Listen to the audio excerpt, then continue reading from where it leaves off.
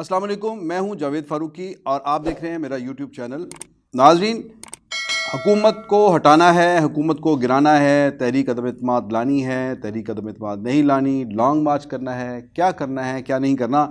Opposition में बेशुमार चीज़ें जो हैं, आइडियाज़ जो हैं वो चल रहे हैं और लेकिन इस सारा जो गलगला है हुकूमत को भेजने का, घर भेजने का, हुकूमत उल्टाने का, उसके अंदर एक बहुत दिलचस्प मरहला आया है, बहुत ज़बरदस्त किस्म का मोड़ आया है।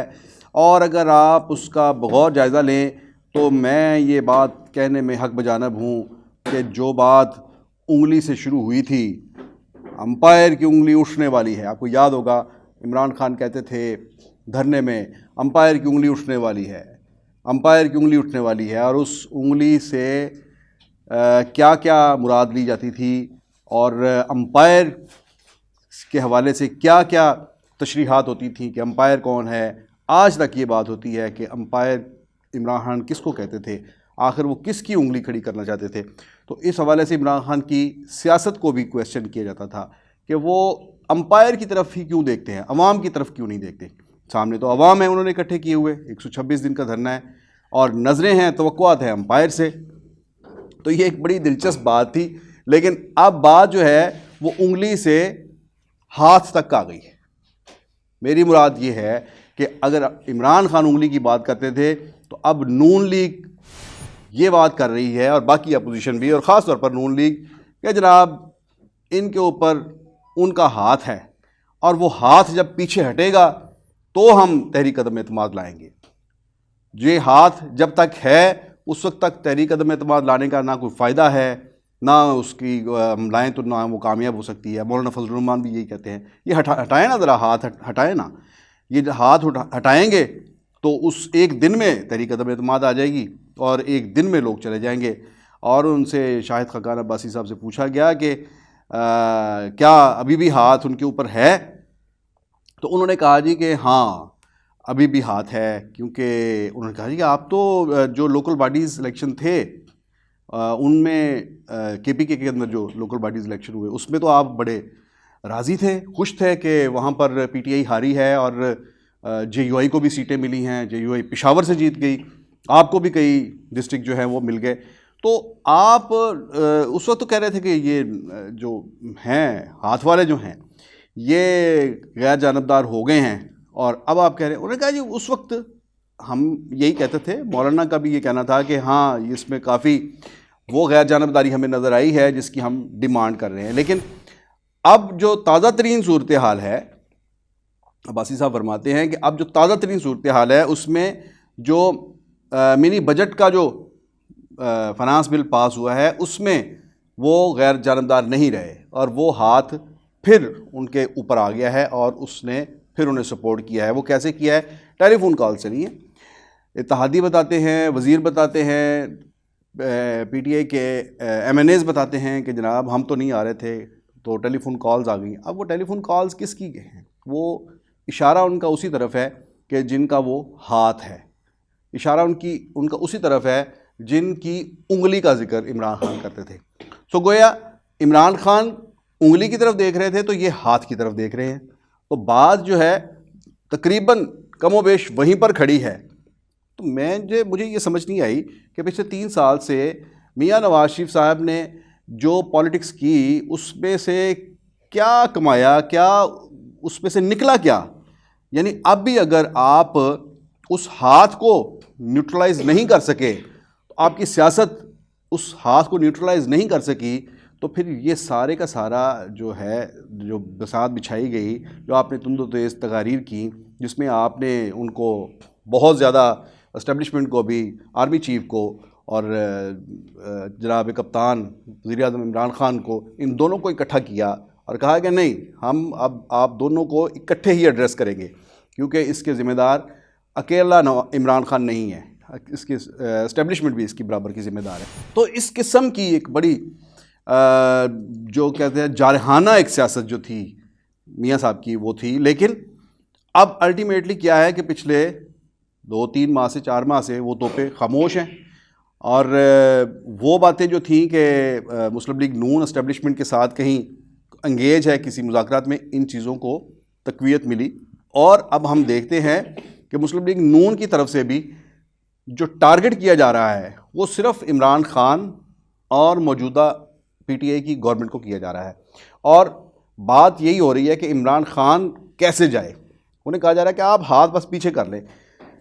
तो ये इस सारी सियासत में से क्या निकलेगा, क्या बरामद क्या होगा?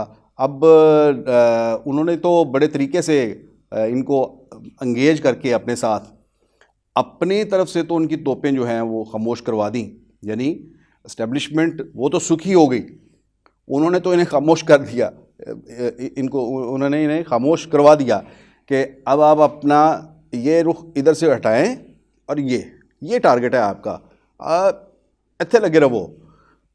और इमरान खान जो है वो एक जो है वो पंचिंग बैग है, उसके ऊपर आप अपनी ताकत आजमाते रहें, तहरीक अदम एतमाद लाएँ, लॉन्ग मार्च करें, धरने दें, जलसे करें, रैलियाँ करें, जो मर्ज़ी करें, लेकिन इधर की बात नहीं होनी चाहिए। और ये चीज़ जो है अब तक काफ़ी कामयाब नज़र आ रही है। और इसमें मतलब ये है कि मैं तो 100/100 नंबर दूंगा बाजवा साहब को कि उन्होंने अपने गिद्ध से हटाकर बड़ी कामयाबी से, बड़ी दानिशमंदी से उन्होंने सारी चीज़ें जो हैं वो उनका रुख जो है पॉलिटिकल गवर्नमेंट की तरफ करवा दिया है।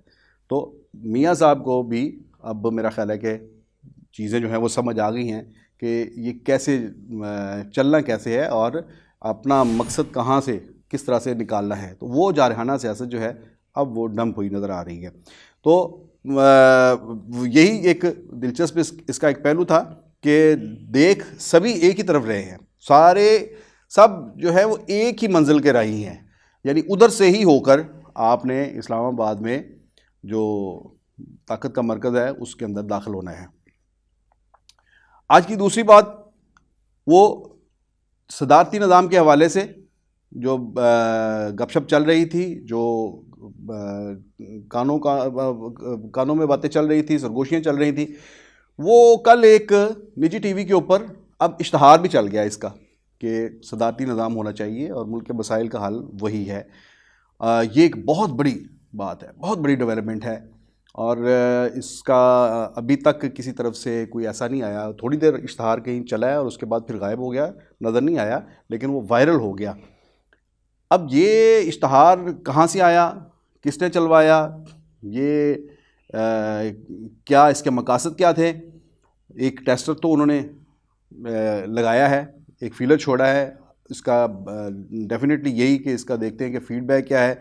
ये इससे पहले भी इस किस्म की कई बातें होती रही हैं, बल्कि ये अभी मैं एक जगह देख रहा था कि 4 आइनी दरख्वास्तें जो हैं वो सुप्रीम कोर्ट के अंदर वो दाखिल है। आर्टिकल 184 की ज़ैली दफ़ा 3 के तहत 1 साल पहले तकरीबन सुप्रीम कोर्ट में दायर की गई 4 आइनी दरख्वास्तें, जिसमें ये कहा गया सुप्रीम कोर्ट से कि वो जो मौजूदा पार्लिमानी निज़ाम है इसको खिलाफ आइन और इस्लाम के मुनाफी करार दे और इसको ख़त्म करने का हुक्म दिया जाए और मुल्क के अंदर सदारती निज़ाम लाया जाए, क्योंकि वो सदारती निज़ाम ही जो है वो पाकिस्तान के मसाइल का हल है, वो भी शरई तकाज़े भी पूरे करता है, आइनी तकाज़े भी पूरे करता है और जो एक फेडरेशन को जो मजबूत करके रख सकता है।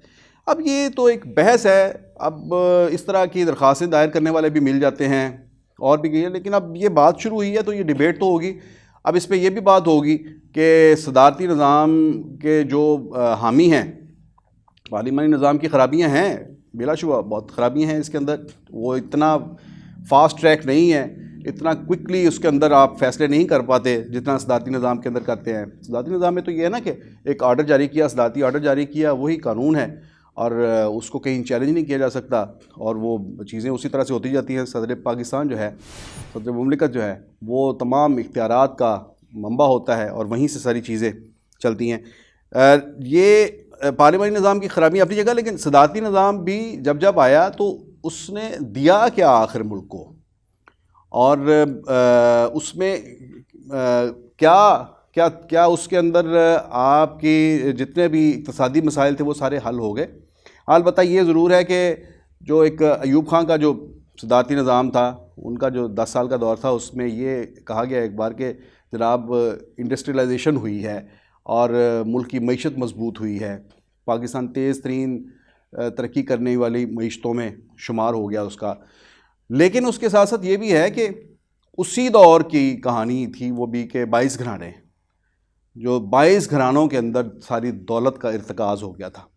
तो ये तो कोई भी आप किसी भी निज़ाम को ले लें तो उसके अंदर आप ये नहीं कह सकते ये बिल्कुल ठीक है और ये बिल्कुल गलत है।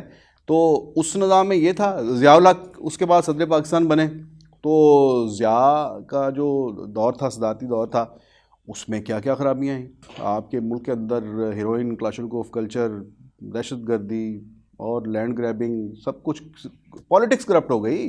पार्लियामेंट जो लाए वो गैर जमाती बुनियादों पर पार्लियामेंट लेके आया, और वो पहली पार्लियामेंट थी जहाँ से पार्लियामेंटेरियन जो थे उनकी करप्शन का जो था वो आगाज़ हुआ। उससे पहले तो कभी जो सियासतदान थे उनकी करप्शन, माली करप्शन में तो कभी किसी सियासतदान का हमने किस्सा नहीं सुना था।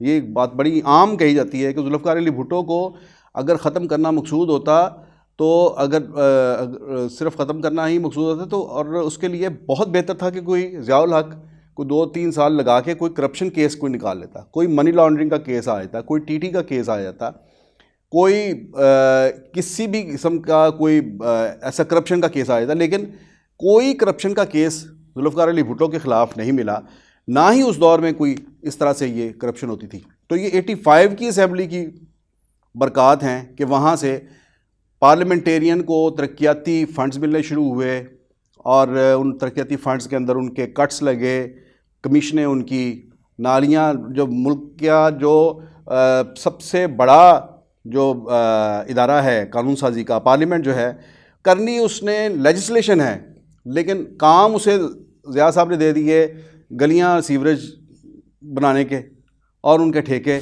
एमएनए जिसको रिकमेंड करेगा उसको ठेका मिलेगा, उसमें से उसका कमीशन है इतना। ये उस वक्त से ये लत पड़ी पार्लियामेंटेरियंस को। तो ये उस दौर की है। अपना मुशर्रफ दौर का जो है, अगर आप वो सदाती निज़ाम ले लें, तो उस सदाती निज़ाम की अपने जो बखेड़े हैं उस दौर में, किस तरह से जो पाकिस्तान की जो सालमियत है उसके हवाले से जो फ़ैसले हुए, यकतरफ़ा फ़ैसले हुए, आनन फानन एक टेलीफोन कॉल के ऊपर आपने अपनी खुद मुख्तारी कई मौक़ों पे आपने सरेंडर की, और ये सारी बातें उसके साथ भी आलाइशें सारी जुड़ी हुई हैं सदाती निज़ाम के साथ। तो हम किस तरह से कह सकते हैं कि वो सदाती निज़ाम बिल्कुल ठीक है। तो अब फिर दूसरी बात ये भी है कि ये सदाती निज़ाम की अगर बहस इमरान खान लेके आ रहे हैं, तो क्या वही सवाल जो मैंने पहले इससे भी पहले उठाया था कि क्या ये सदाती निज़ाम की ये बहस तो ये छेड़ रहे हैं, क्या उससे मुस्तफ़ीद भी वो खुद होंगे? ये सवाल अपनी जगह पर मौजूद है कि क्या ये जो बीज बोना चाह रहे हैं इसका फल ये ख़ुद भी खाएंगे, या कोई इस शजर के साए में कोई और ही सस्ताएगा और ही मीठी नींद सोएगा और ही कोई मज़े लेगा इस इक़्तिदार के आगे। ये बातें जो हैं ये बिल्कुल देखने वाली हैं। ये इसी के साथ आप अपना बहुत ख्याल रखिए। आइंदा व्लॉग में दोबारा मिलेंगे। अल्लाह हाफ़िज़।